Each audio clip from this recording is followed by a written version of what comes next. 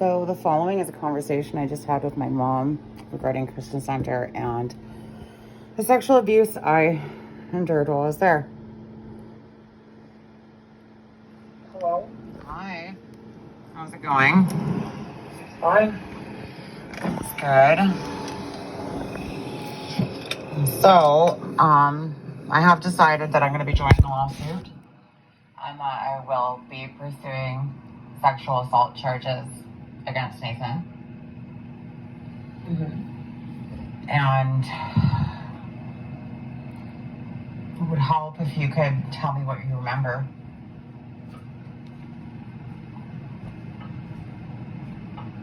I'll text it. Pardon? I said I'll text it to you. You'll text it to me?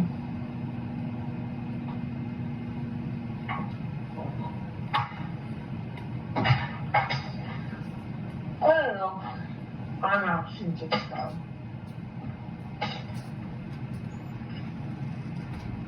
I'm just not wanting to talk to anybody right now. Okay, well, yeah, like, I'm just, yeah. what year did we move to Saskatoon and start going to church there and school I there? don't know. You I don't? don't know. I haven't thought about it. I haven't figured it out. You can't remember what year? I got married in 1992, so it must have been like around 1990. Okay.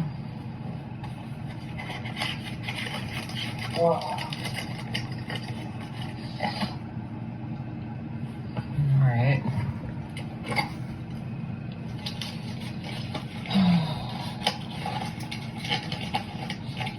I would really appreciate, like, literally anything that you could tell me about what happened on your end. Because no, really nothing. Until you got down to Dale's house and some kind of counselor got the truth out of you that it was Nathan who was molesting you. In church, during church, under the bleachers where children's church was being conducted. Okay. That's all I know.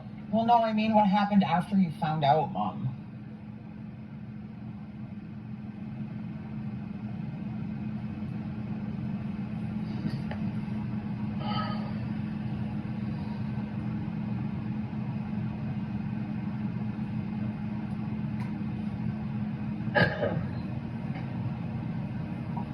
Glenwell had phoned and said that she wanted to talk to me, that she had something to talk to me about, and that she was not going to be speaking to the Schultzes at this time for a period of time.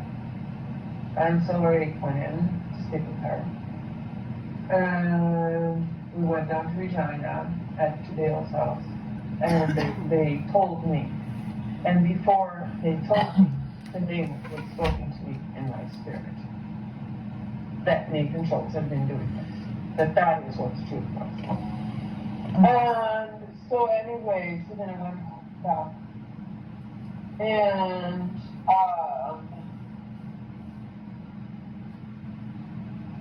I think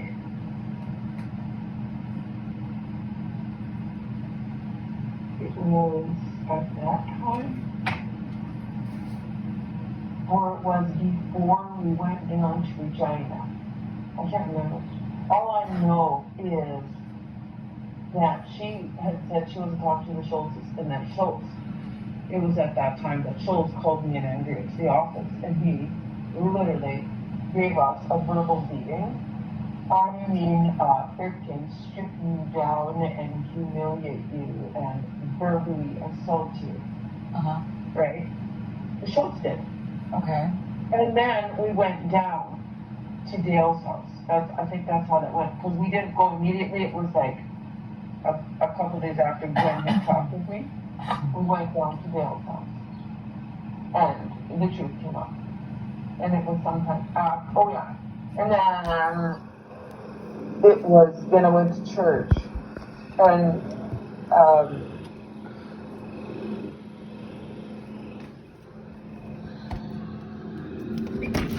there was something different. You could tell that something was up, right? And then Randall, he wanted to know what had happened. Just Mr. Concerned Randall. And I told him, right? I told him. And not realizing that he was the one who lied to me in the first place. About what? About my kids being left in care. Because it was after being at church and Randall phoning to, ask what's going on, that it was after that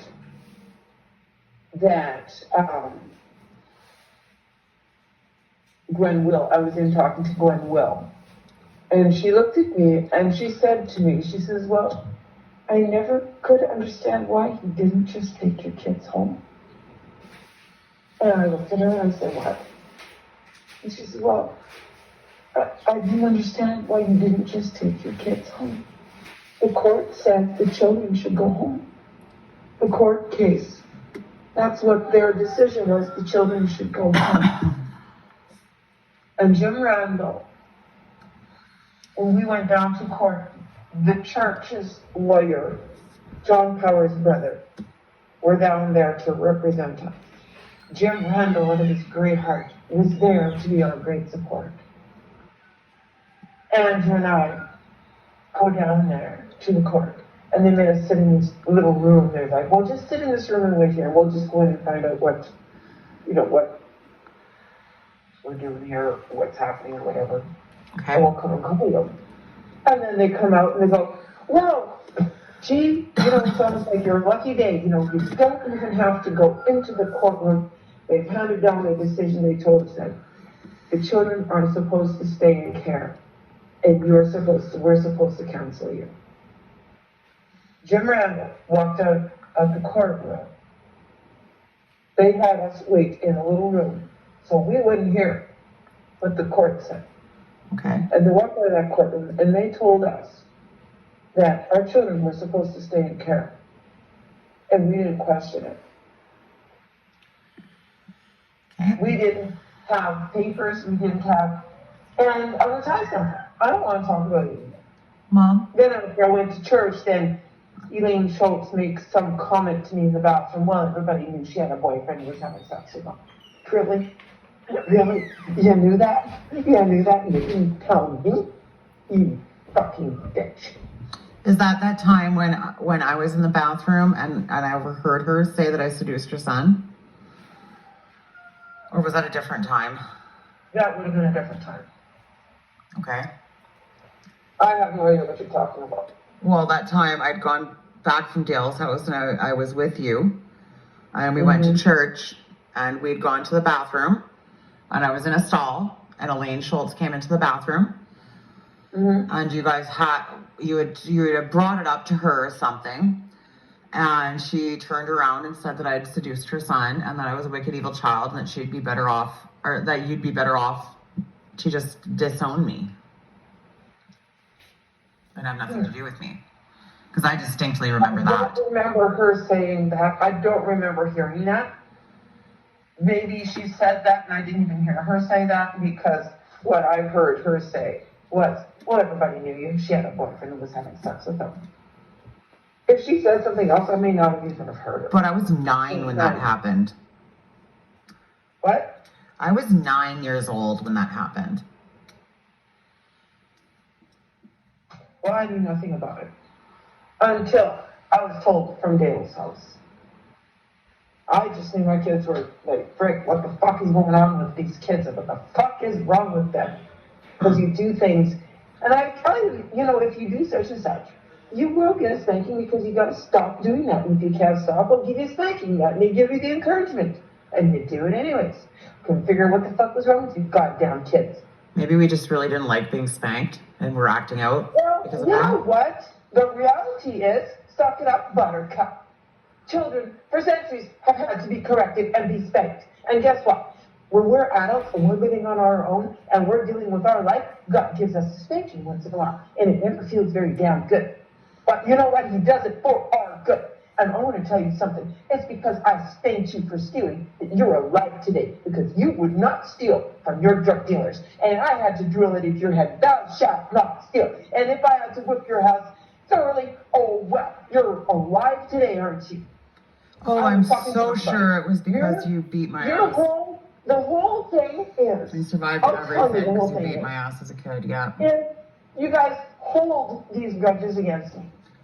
And you never ever let them go. Mom, we've done our best to forgive you. I'm apologizing. I have been apologizing for fucking 20 years. For raising you. For standing up and saying, Mom, you can't do this. I'm done. I am so sorry. I am so sorry for spanking you for just being a kid. My God.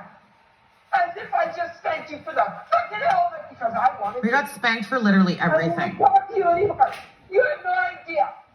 You have no idea. And I would like you to stop rubbing my nose in it, please. And you have no idea. Now, would you please stop bullying me and leave me alone?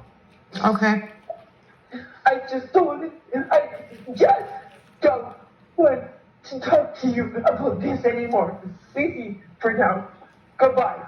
All right. That's my mother. Jesus fucking Christ. Yeah.